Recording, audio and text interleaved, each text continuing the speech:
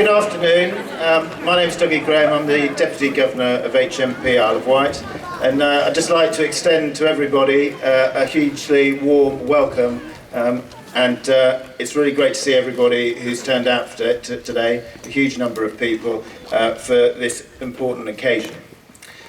Inevitably today will be one of mixed emotions, but it's worth noting that our families and friends rarely see where we work. It's with great pleasure, therefore, that we get this opportunity to get you to come around and see it. On behalf of all the staff, though, I'd like to thank all of you, families and friends, for all the support that you give us. Over the years, whether it be Camp Hill or any other environment, being a member of the prison service is not always an easy task, and I'd just like to acknowledge everybody who's come to support us today. And today I hope that you'll celebrate with us and share some of the pride that we have in Camp Hill, its staff and its achievements, both present and in the past. Just remains for me to ask Andy Latimer, the Governor of HMP Isle of Wight, to start us off with the speeches. Thank you.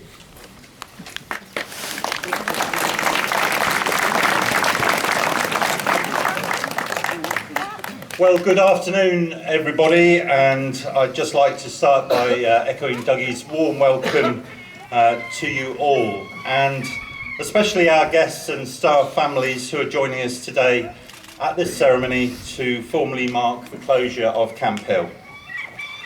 I would also like to express a particular welcome and thank you to our guests of honour this afternoon. Firstly, the Lord Lieutenant of the Isle of Wight, Major General Martin Wight, who is a long-standing friend and supporter of our work and who has kindly joined us today and will shortly be saying a few words. Also to welcome my colleague Ian Young, who is familiar to most of you, I'm sure, who was the last governor of Camp Hill as HM Prison Camp Hill before it became part of the Isle of Wight prison in 2009. So welcome, and wonderful to have you both joining us this afternoon. I have to say it's somewhat difficult to decide what to say on an occasion such as this. For many of us, I know, this may be a sad day. An ending of something which has been a big part of many of our lives for a long time. I myself am a newcomer, but I'm very aware that many Camp Hill staff have multiple family members and friends who have worked here, in some cases across generations. People have worked hard here, and I would suggest that the demands of prison work are such that this means more than it would in many workplaces.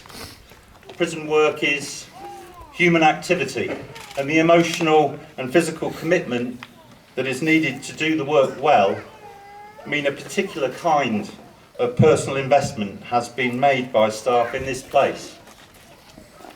So it's therefore only right that I take this opportunity to pay tribute to all that have worked here over the years and given so much of themselves in our important work to protect the public and reduce reoffending.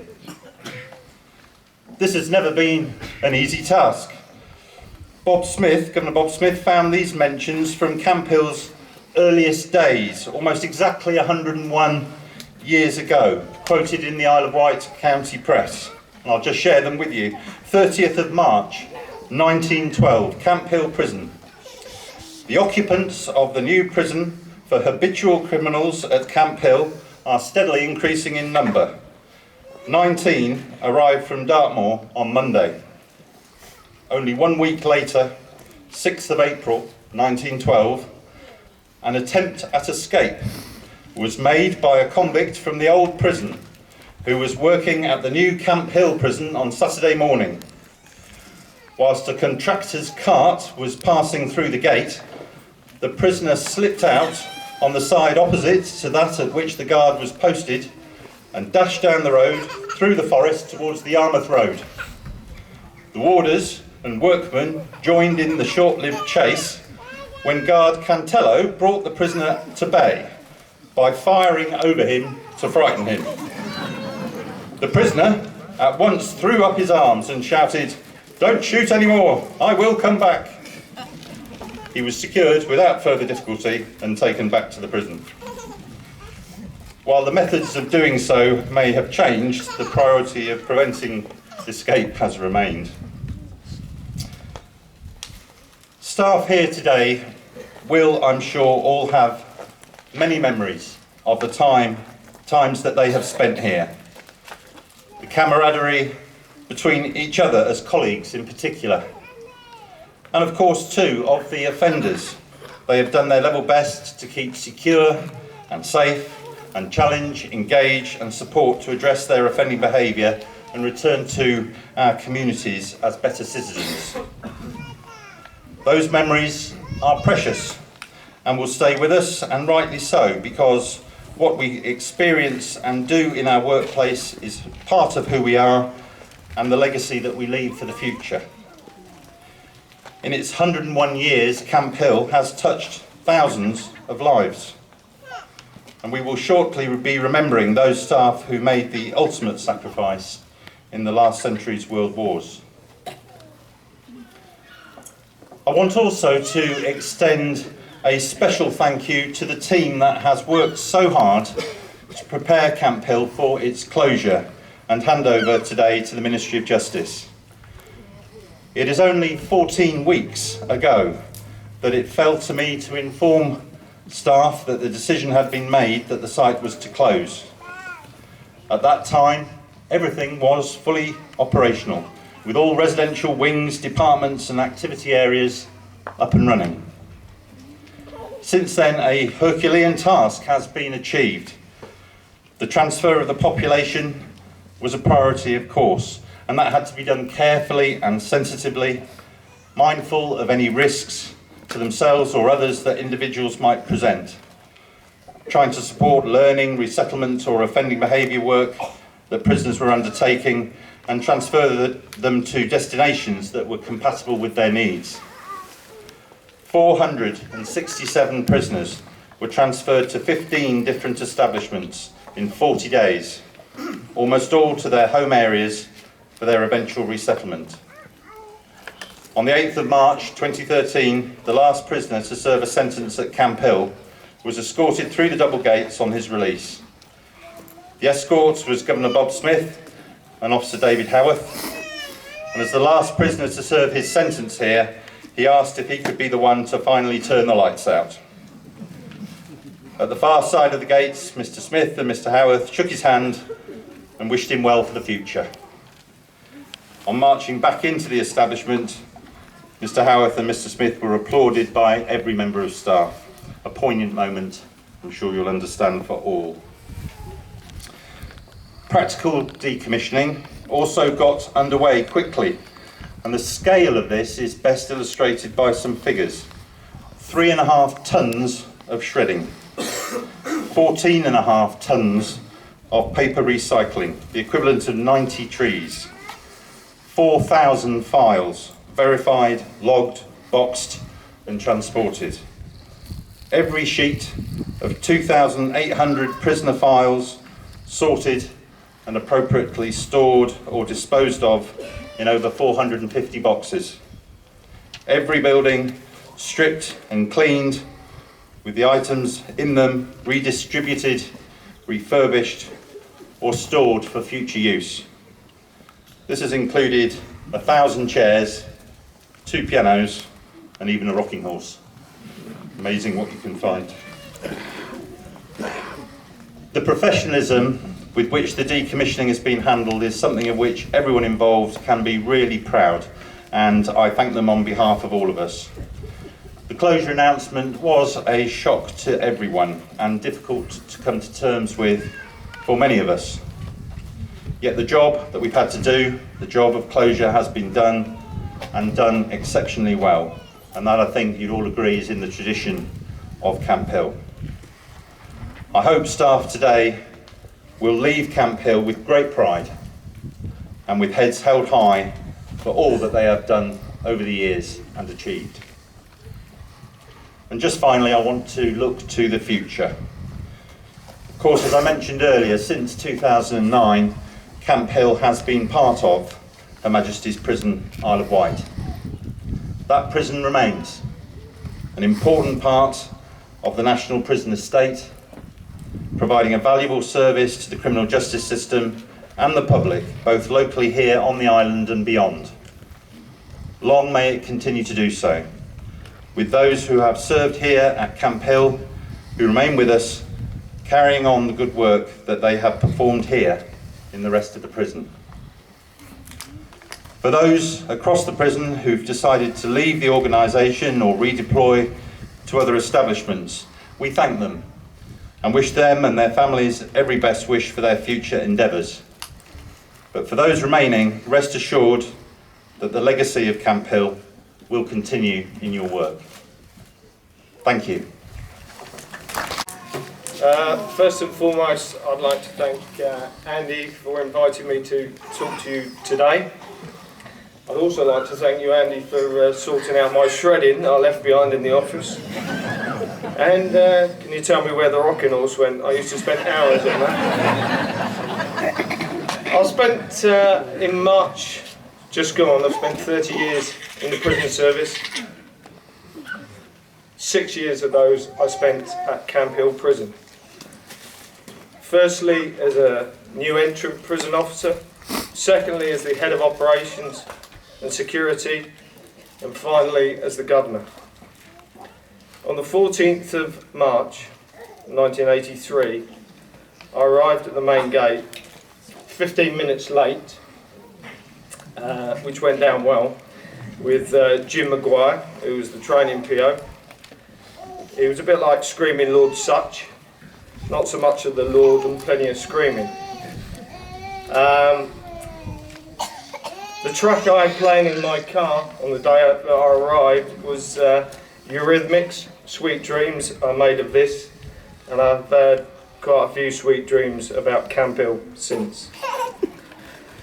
The segregation unit used to be in St Andrew's wing, and I couldn't believe the silence that prevailed in that segregation unit, something quite different from what we see now.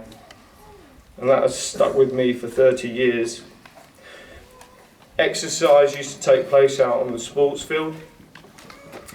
And I remember as one of 5 NEPOs being shown by a very senior officer wearing a blue shirt, can't remember his name.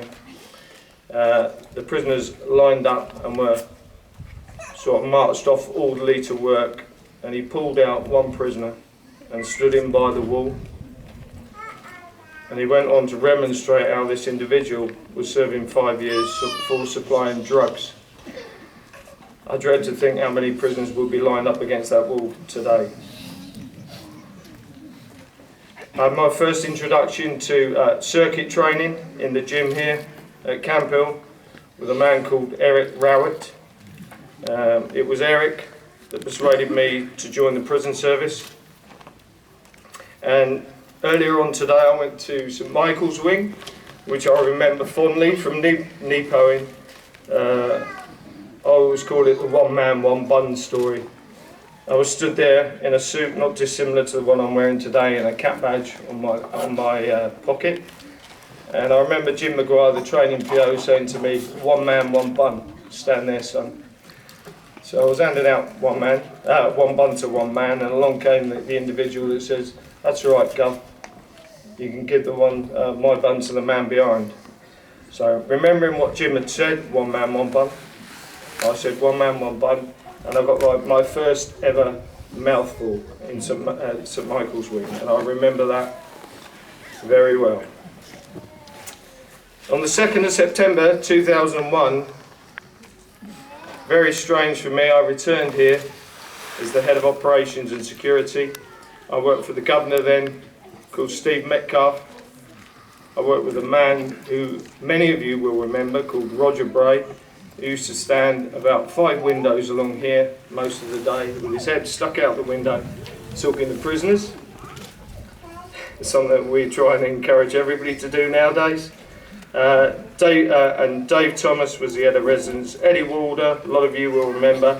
We had a very young, bright spark arrive called John Baxendale. And I suppose the one memory of my time, which was only 16 months this time round, was in St Patrick's Wing, and I call it Pillgate.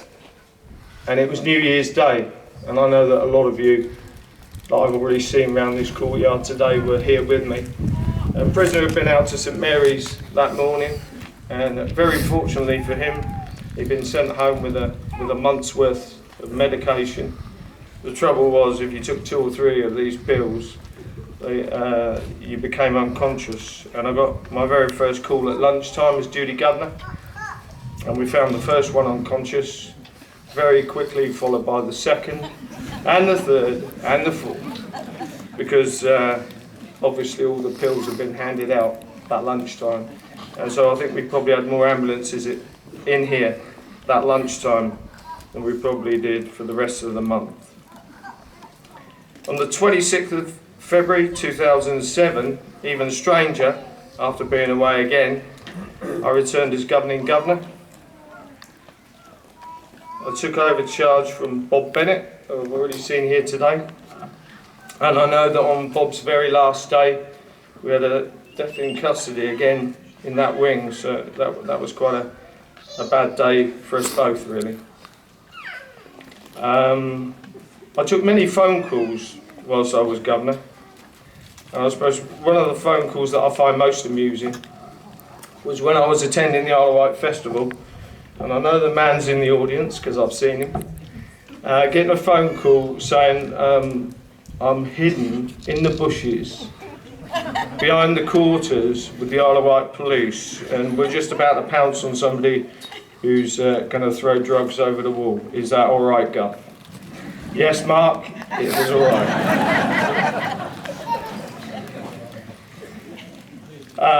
Another Mark Karma story, really. Over in the governor's quarters, and I hope it's not the house you've moved into, Andy.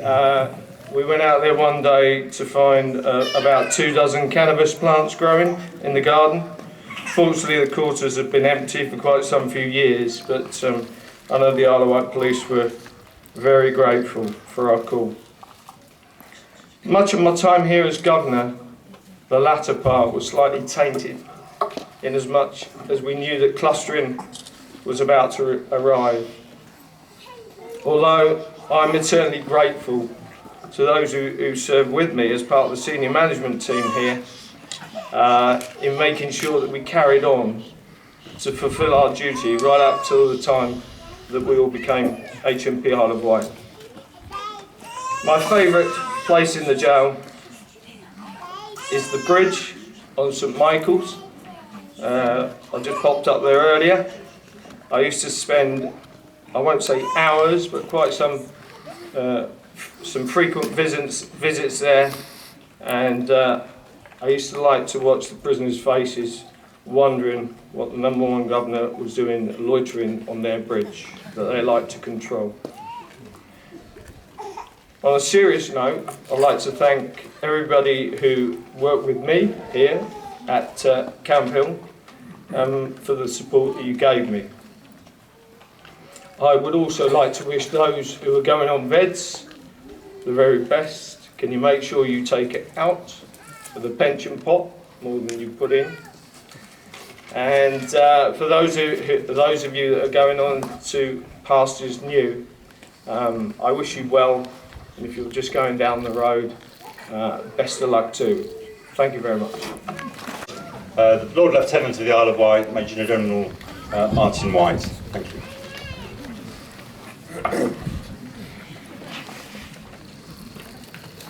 Governor, ladies and gentlemen, I know you've been standing there for 20 minutes or so, and I promise not to take up too much of your time. But thank you very much indeed for inviting me to conclude these proceedings on this significant day, not just for Camp Hill, but also, of course, for HMP Isle of Wight. And when I was asked to speak, of course, I was very, very pleased to do so. I inquired roughly what topics I should cover. And and I was told a summary of what Ian Young and the Governor said would be appropriate, with some personal experiences of Camp Hill of my own. I'm not quite sure what the last bit meant exactly, but I am a bit short of personal experience on the inside of Camp Hill, indeed on the outside of it, as I've never worked in a prison. But I expect a prison must be a bit like a barracks complex in the army. And that might be why so many ex-service personnel find themselves in the prison service. That's a prison and a barracks complex, are both living, vibrant communities in every sense of the word, full of people going about their business and playing their part in a somewhat closed world. Everyone, every single person has something to contribute, a sort of microcosm of the outside. But an empty barracks, and I suspect it's the same here at Camp Hill Prison, echoes with those who've gone before. If you have been here in whatever capacity, both good and not so good memories will surround you. And these memories came together for me in a very recent, very moving service in your chapel when we said farewell to Camp Hill in a multi-faith service. You've heard from Ian Young and the Governor about the history of this place, and Ian, it's very good to see you back here, if I may say so. And nobody mentioned that this place was opened by Winston Churchill in 1912, and of the prisoners and staff from the Works Department who built Camp Hill. And the Governor has mentioned many things about the prison as well, and hasn't he had a real baptism under fire? And he even decided to move his family to the island. Andy, a very warm welcome to you and your family to the Isle of Wight. And he spoke of more recent events, and I would like to add my gratitude to everyone involved in the closing process. From where I sit, it looked both a very professional and a dignified operation. And having some experience of closing establishments down, it is never, never easy.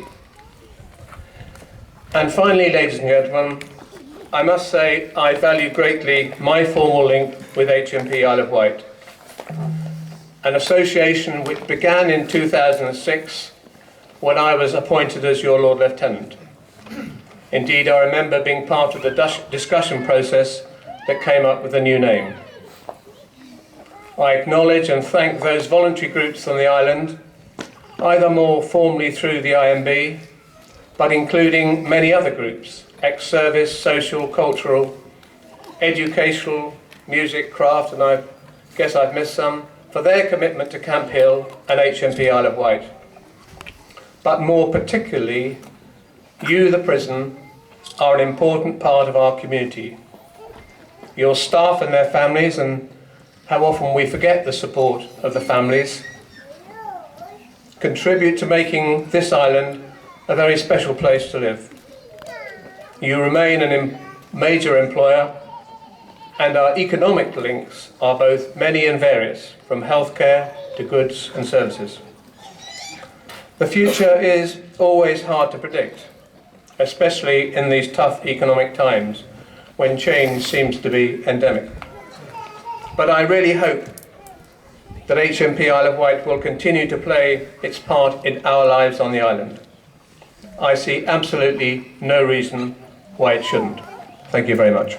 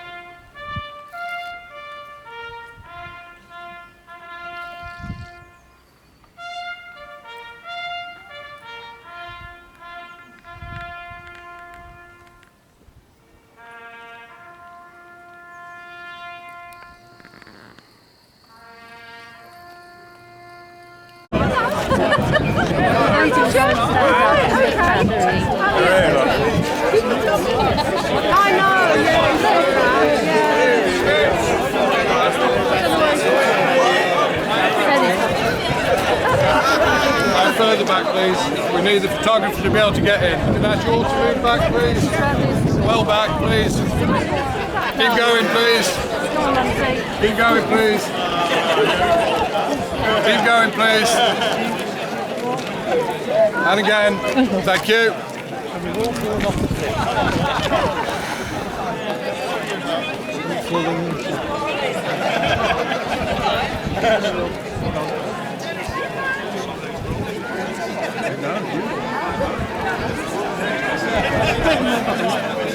Point and hold. Don't click anything. Get the logo.